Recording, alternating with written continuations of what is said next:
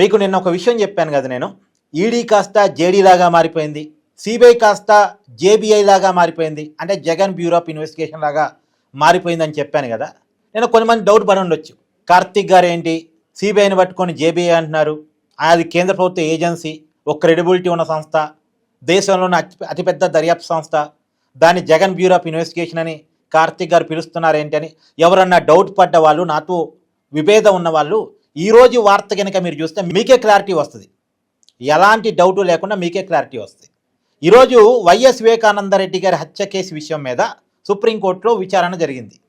CBI అని పిలువబడే జేబీఐ supreme court చాలా క్లియర్గా చెప్పింది ఏంటంటే, వైఎస్ వివేక గారి హత్య కేసులో విచారణ కంప్లీట్ చేశాం, ఇక మేము విచారించాల్సిందేమీ లేదు, అన్ని కోణాల్లో అన్ని రకాలుగా విచారణ కంప్లీట్ చేశాం అని వాళ్ళు సుప్రీంకోర్టులో చెప్పారు. నిజానికి వైఎస్ సునీత గారు విచారణలో అనేక అంశాలని సిబిఐ వదిలేసిందని, ఇంకా లోతైన విచారణ జరగాల్సి ఉందని, అనేక మందిని విచారించాల్సి ఉందని, ఈ వివేకానందరెడ్డి గారి హత్య కేసులో జగన్మోహన్ రెడ్డి గారి పాత్ర గురించి కూడా విచారణ జరగాల్సి ఉందని, ఆ రోజు రాత్రి పూట తెల్లవారుజామున జరిగినటువంటి ఫోన్ కాల్స్ మీద కూడా విచారణ జరగాల్సి ఉందని ఆమె వాదన ఆమె వినిపిస్తున్నారు. కానీ ఇంతలోకే జేబీఐ వాళ్ళు, అంటే జగన్ బ్యూరో ఆఫ్ ఇన్వెస్టిగేషన్ వాళ్ళు, లేదు మొత్తం మేము విచారణ కంప్లీట్ చేస్తామని చెప్పేసుకున్నారు. మీకు ఈ విషయం జేబీఐ వాళ్ళు ఎందుకు చెప్పారు అని అర్థం కావాలంటే మీకు ఒక విషయాన్ని గుర్తు చేయాలి. అందరికీ తెలిసిన విషయమే కానీ గుర్తు చేస్తున్నా. 2019 మార్చి 15వ తారీఖున వైఎస్ వివేకానందరెడ్డి గారు చనిపోయారు. మీ అందరికి గుర్తుంది కదా. ఆ చనిపోయిన రోజు తెల్లవారుజామున సాక్షి మీడియాలో వైఎస్ వివేకానందరెడ్డి గారు గుండెపోటుతో చనిపోయారని వార్త వేశారు. అది కూడా మీ అందరికి గుర్తుంది కదా, గుండెపోటుతో చనిపోయారని.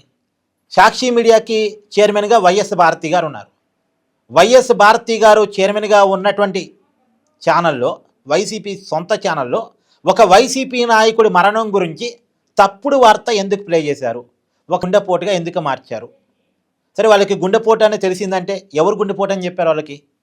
మనందరికీ తెలిసిన ఇంకొక విషయం ఏంటంటే, ఆ రోజు తెల్లవారుజామున జగన్మోహన్ రెడ్డి గారు పార్టీ మీటింగ్లో ఉండగా, అంటే ఎన్నికలు దగ్గర పడ్డాయి, 2019 ఎన్నికలు వస్తున్నాయి, దానిలో పార్టీ మేనిఫెస్టో కమిటీ మీటింగ్ జరుగుతుంది.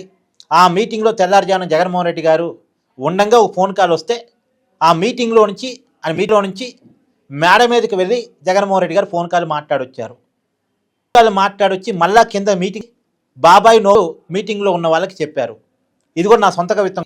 ఆ రోజు మీటింగ్లో పాల్గొన్న ఐఏఎస్ అజయ్ కలాం గారు ఎంక్వైరీ సంస్థకి ఇచ్చిన స్టేట్మెంట్ ఆధారంగా నేను మాట చెప్తున్నా. అంటే ఆ రోజు జగన్మోహన్ రెడ్డి గారికి ముందే తెలుసు వైఎస్ వివేకానంద రెడ్డి గారు చనిపోయింది. సరే, అది కుటుంబ సభ్యుడు కాబట్టి జగన్మోహన్ రెడ్డి గారికి, రెండోది వైసీపీ పార్టీ అధినేతగా జగన్మోహన్ రెడ్డి గారు ఉన్నారు కాబట్టి జగన్మోహన్ రెడ్డి గారికి ఎవరైనా వాళ్ళ కుటుంబ సభ్యులు ఫోన్ చేసి చెప్పొచ్చు కాక, కానీ చెప్పిన వాళ్ళు గుండెపోటుతో చనిపోయారని చెప్పారా, హత్య చేసి చంపేశారని చెప్పారా? ఒకళ్ళు హత్య చేసి చంపేస్తే గుండెపోటు అని అబద్ధం ఎందుకు చెప్పారు? ఒకళ్ళు జగన్మోహన్ రెడ్డి గారికి హత్య అనే నిజమే చెప్పారనుకోండి, నిజమే చెప్తే మరి సాక్షి మీడియాలో గుండెపోటు అని ఎందుకు వార్త వేశారు? ఒకటి జగన్మోహన్ రెడ్డి గారికి ఫోన్ చేసిన వాళ్ళు అబద్ధం చెప్పి ఉండాలి, లేదు నిజం చెప్పినా జగన్మోహన్ రెడ్డి గారు ఆ నిజాన్ని దాచి గుండెపోటుగా మార్చి ఉండాలి. ఎందుకు మార్చారు? ఇక్కడ అబద్ధం క్రియేట్ చేసింది ఎవరు? ఫోన్ కాల్ చేసిన వ్యక్తి, లేదు జగన్మోహన్ రెడ్డి గారి మీడియానే ఒక అబద్ధాన్ని క్రియేట్ చేసే ప్రయత్నం చేసిందా? మీకు ఒక విషయాన్ని ఇంకోటి కూడా గుర్తు చేయాలి.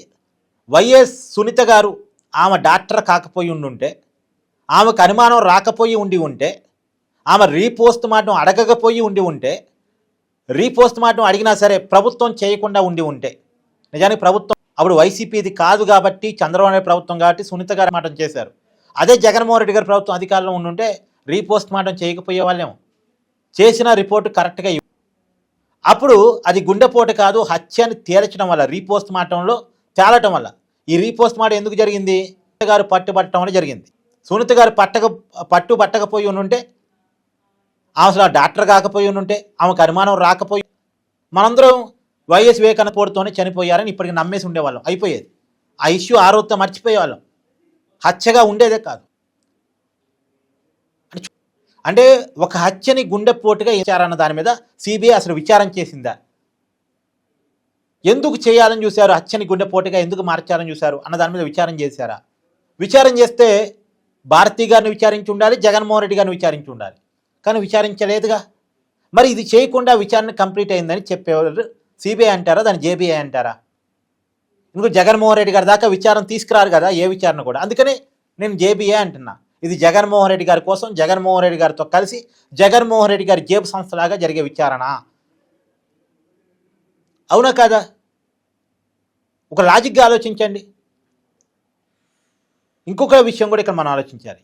వైఎస్ వివేకానందరెడ్డి గారి కేసు సిబిఐ చేతికి ఎలా వెళ్ళింది? జగన్మోహన్ రెడ్డి గారు 2019 ముఖ్యమంత్రి అయిన తర్వాత వైఎస్ వివేకా గారి కేసుని పక్కన పెట్టేస్తే, నా తండ్రి హత్య కేసుని పక్కన పెట్టమైందని నీకు కూడా బాబాయ్ అవుతారు, మన కుటుంబం మన పార్టీ ఎందుకు పక్కన పెట్టావు, ఒకప్పుడు సిబిఐతో విచారిస్తానని నువ్వే చెప్పావు కదా అంటే, లేదమ్మా ఆ కేసును విచారిస్తే అవినాష్ రెడ్డి పార్టీ మారతాడంటే, కేసు విచారించడం ఏంటి, అవినాష్ రెడ్డి పార్టీ మారటం ఏంటి, ఈ రెండింటికి లింక్ ఎక్కడుందని ఆమెకు అర్థం కాక ఈ కేసును సిబిఐతో విచారించారని ఆమె కోర్టుకి వెళ్ళి సిబిఐ ఎంక్వైరీ వేయించుకుంది. నిజానికి ఇక్కడ సునీత గారి కనుక కోర్టుకు పోకపోయి ఉంటే సిబిఐ ఎంక్వైరీయే లేదు. ఆమె రీపోస్ట్ మాట అడగకపోతే హత్యగా తేలేది కాదు, ఆమె కోర్టుకు పోకపోతే సిబిఐ ఎంక్వైరీ పడేది కాదు. ఈ రెండు ఆమె ఘనతలే. అంత ఘనత సాధించి ఆమె న్యాయం జరిగిందంటే ఇప్పటికీ న్యాయం జరగలేదు. ఈ కేసు సిబిఐ టేకప్ చేసి 2021లో టేకప్ చేసినట్టున్నారు. దగ్గర 6 సంవత్సరాలు కావస్తుంది. ఈ 6 సంవత్సరాల కాలంలో సిబిఐ సాధించిన ఘనత ఏంటంటే, ఈ కేసులో, ఈ వైఎస్ వివేకానందరెడ్డి గారి హత్య కేసులో నిందితులుగా, అనుమానితులుగా, సాక్షులుగా ఉన్న 6 అనుమానాస్పద పరిస్థితుల్లో చనిపోయారు. 6 చనిపోయారు. ఒక కేసులో న్యాయం జరగటం పక్కకు పోతే, ఒక కుటుంబానికి న్యాయం జరగటం అనేది పక్కకు పోతే, ఇంకొక 6 కుటుంబాలకు అన్యాయం జరిగింది. అనుమానాస్పదంగా మరణించారు. మరి ఈ అనుమానాస్పద మరణాలు ఎలా జరిగాయి అన్న దాని మీద సిబిఐ ఎంక్వైరీ జరగలే. అసలు ఈ సాక్షులకి, అనుమానితులకి సిబిఐ రక్షణ ఇవ్వాలి, అది కూడా జరగలే. ఈ దేశంలో మొట్టమొదటిసారి కేసులో నిందితుడిగా ఉన్నటువంటి ఒక ఎంపీ అవినాష్ రెడ్డిని అరెస్ట్ చేయలేక సిబిఐ వెనక్కి వెళ్ళిపోయింది. అందుకే చెప్తున్నా, ఈ పరిణామాలన్నీ చూస్తే మీకు అది సిబిఐ లాగా కనిపిస్తుందా, జేబీఐ లాగా కనిపిస్తుందా? మీరే కామెంట్ చేయండి. నేను చెప్పడం వదిలేయండి, అసలు మీరే కామెంట్ చేయండి. జగన్మోహన్ రెడ్డి గారి దాకా కేసు పోకుండా ఉండటం కోసం, జగన్మోహన్ రెడ్డి గారిని ఇబ్బంది పెట్టకుండా ఉండటం కోసం చేసిన ప్రయత్నాల్లో సిబిఐ సక్సెస్ అయింది. జగన్మోహన్ రెడ్డి గారి కేసు తాకకుండానే కేసు క్లోజ్ చేసి పడేసింది. ఇప్పుడు ట్రయల్ ఉంటుంది. ఇంకా ఈ ట్రయల్ అన్నా సరిగా వాదిస్తారా, నిందితులుగా ఉన్నటువంటి అవినాష్ రెడ్డిని మిగతా వాళ్ళని కూడా రక్షించే రకంగా ట్రయల్ ఉంటుంది అనేది తెలియదు. జగన్మోహన్ రెడ్డి గారు ఏం పూర్తిగా సేవ్ అయ్యారు, అవినాష్ రెడ్డి గారు మళ్ళా జైలుకి పోకుండా ఇవాళ జేబీఐ కాపాడింది. ఒకవేళ జేబీఐ కనుక ఈ కేసులో ఇంకా విచారణ కంప్లీట్ చేయాల్సి ఉందండి, కొన్ని ఇంకా లోతైన విచారణ జరగాల్సి ఉంది, వైఎస్ సునీత గారు చెప్తుంది నిజమే, బాధితురాలుగా ఉన్నారు కాబట్టి ఆమె ఇచ్చే సమాచారం ఇంకా విచారణ చేస్తామని కనుక అని ఉంటే ఇలా కోర్టు అవినాష్ రెడ్డి గారు బెయిల్ క్యాన్సిల్ చేసి ఉండేదేమో ఒకవేళ జేబీఐ అడుగుంటే. కానీ జేబీఐ అడగదుగా, మరి ఎందుకు అడిగిద్ది? జగన్మోహన్ రెడ్డి గారిని ఇబ్బంది పెట్టే రకంగా అడగరుగా వాళ్ళు. కాబట్టి నేనేమంటున్నానంటే, రేపొద్దున మద్యం కేసులో జగన్మోహన్ రెడ్డి అరెస్ట్ అవుతాడను, లేదు ఇంకోటి జరిగిద్దను మనం నమ్మటానికి ఏమీ లేదండి. ఉన్న కేసులే ముందుకెళ్ళటం లేదు, జగన్మోహన్ రెడ్డి గారిని తాకటం లేదు. జగన్మోహన్ రెడ్డి గారి ప్రమేయం ఉందని సొంత కుటుంబ సభ్యులారే వాపోతున్న, బాధితురాలుగా చెప్పబడుతున్న వ్యక్తి ఆమె అడుగుతున్న కేసు జగన్మోహన్ రెడ్డి దాకా వెళ్ళట్లేదు. ఒక విచిత్రకరమైన పరిస్థితి కదా. సరే, ఇది సిబిఐ కాదు జేబీఐ, అవునా కాదా? మీ అభిప్రాయాన్ని కామెంట్ చేయండి.